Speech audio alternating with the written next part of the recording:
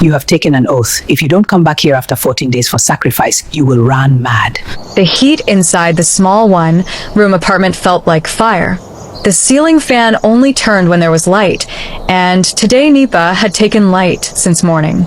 Precious stood in front of the broken mirror nailed to the wall. She turned her face left and right, admiring her smooth caramel skin and long neck. She adjusted her corset top and pulled up her baggy jeans.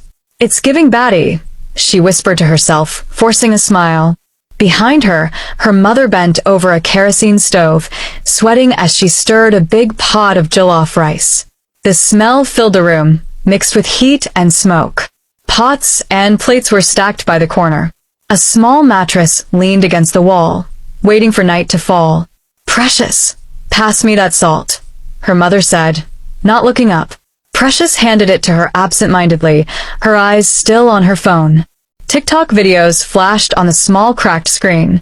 Girls her age laughed in slow motion, swinging their long bone-straight wigs, holding iPhone 17 Pro Max, stepping out of Benz and Lamborghini. She sighed deeply.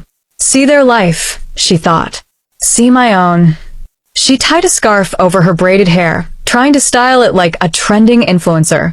She didn't have a wig, but she still wanted to belong. "Mommy, see this girl?" Precious finally said out loud, showing her mother the phone. She is just 21. She already has a Lexus. See her hair, see her bag. Ah. Her mother only chuckled tiredly. My daughter, internet is packaging. Focus on your life. But Precious' heart was already far away from that hot, crowded room. Every time she went outside, she saw girls with lashes, long nails, luxury wigs, and big phones. She watched them enter cabs, hold expensive handbags, and talk loudly about vacations and skincare. Me too. I must make money, she thought, her jaw tight. Even if it's legal or illegal, I cannot die poor. I will be a big girl. A boss. Later that evening, she stepped outside to meet her friends, Blessing, Grace, and Gift. They sat on a short fence near the junction, pressing their phones and laughing. "Press, baby," Blessing shouted. "Come and see this new TikTok dance." Precious joined them, laughing, but her mind was not at peace. When Blessing showed them a TikTok video of another girl unboxing a new iPhone and luxury wig, Precious' mood changed. "When will it be my turn?" she muttered. Grace heard her. "Relax, nah. God's time is the best." Precious smiled on the outside, but inside, she shook her head. God's time is too slow, she thought. I need money now. That night, lying on the thin mattress beside her sleeping mother, Precious stared at the ceiling in the darkness. I will not remain like this, she promised herself. One day, I will live in Lekki. I will drive a big car, with the finest wigs, and everybody will know my name. She didn't know that her chance would come faster than expected, and with a price she could never imagine. The next afternoon, the room was filled with steam and noise again. Precious' mother packed jollof rice, plantain, and chicken into takeaway plates. Precious, she called. Get ready. You will take this food to my customer in Lekki. Her name is Madam Goodlife. She pays well. Lekki. Precious' heart jumped.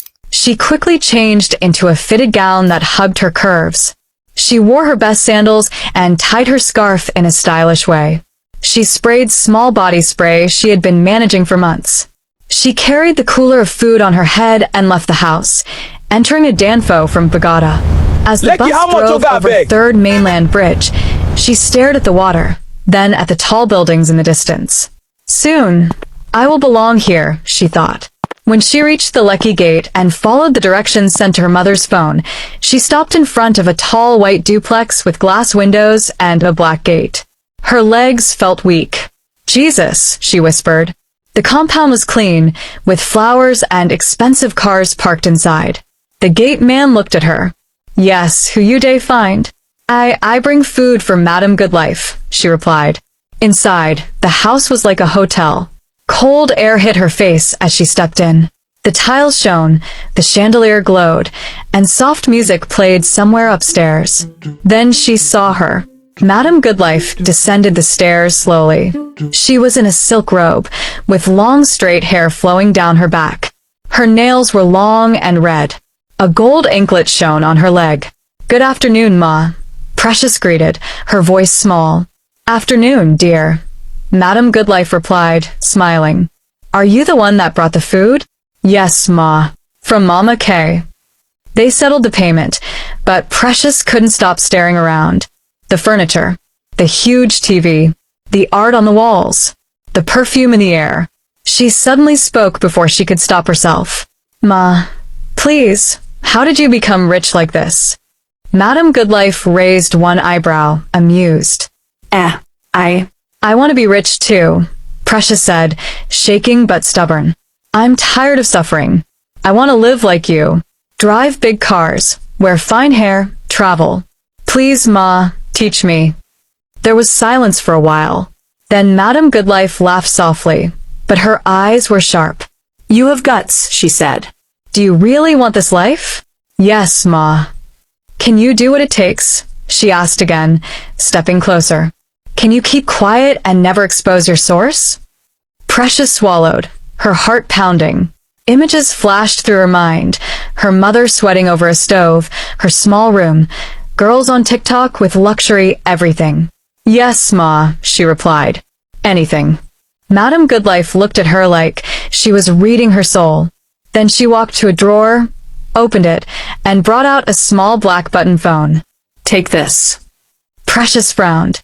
"Ma, when I'm ready, I will call you on this phone," Madam Goodlife said calmly. "If you pick that call, your life will never remain the same." She pressed the phone into Precious' hand. "Until then, don't disturb me. And don't tell anybody." Precious nodded quickly, clutching the phone like treasure. As she left the duplex and stepped back onto the dusty, lecky road, she looked up at the mansion again. Her chest burned with desire.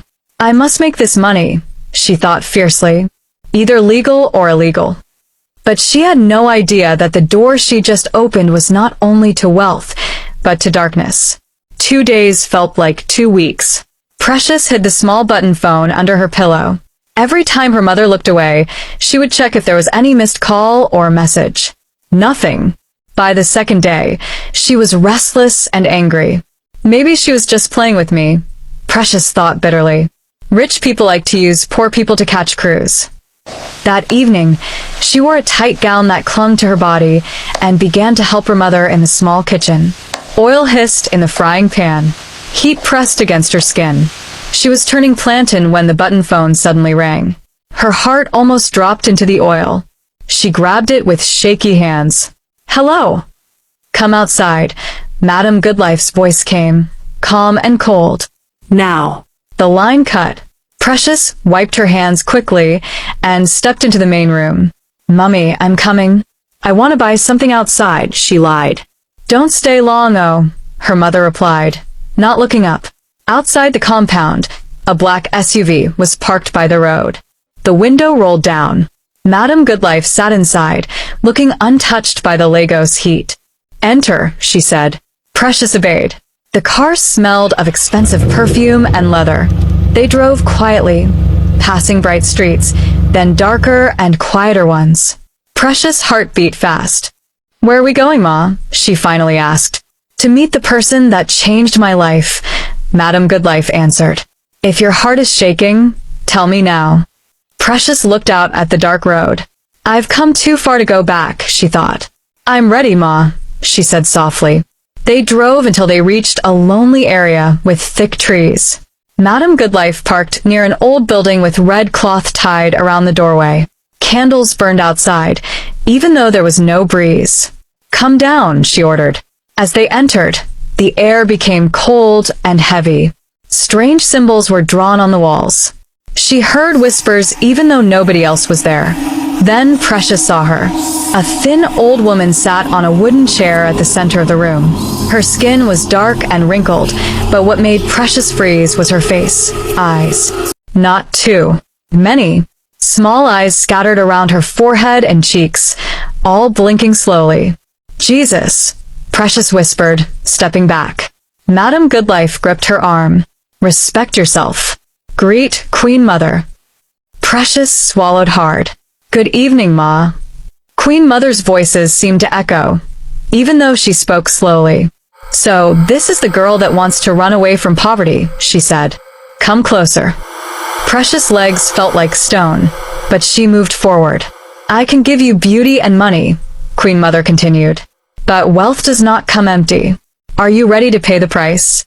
Precious thought of her hot room, her mother's tired face, the rich girls on her phone. Yes, Ma, she whispered. Queen Mother smiled, and somehow all her eyes smiled too. She opened a deep clay pot beside her. Red liquid bubbled inside, thick like blood. Skulls floated and sank slowly. From inside the pot, she began to pull out wigs. Long, curly, straight, bone straight, colored, all shining like they had life of their own. These are the hairs you will sell, Queen Mother said. People will run to buy them. They will feel beautiful when they wear them. But every strand is tied to this altar. Precious stared, unable to speak. The wigs looked so perfect, but the smell of the room was like old blood and incense. You will open a wig business, Queen Mother continued. You will not lack. But every 14 days, you must come back here with sacrifices, money, drinks, candles. You must respect this altar that will feed you. She leaned forward. If you disobey me, you will see madness. Precious' throat was dry. Do you accept? Her mind screamed, run. But her heart answered, you asked for this. Do you want to go back to that one room? I accept, she said. Queen Mother gave a satisfied nod. A sharp blade was passed over Precious' palm. She winced as her blood dropped into the pot. The wigs inside shivered like living things. The covenant was sealed. And just like that, Precious' life turned towards a road she could never easily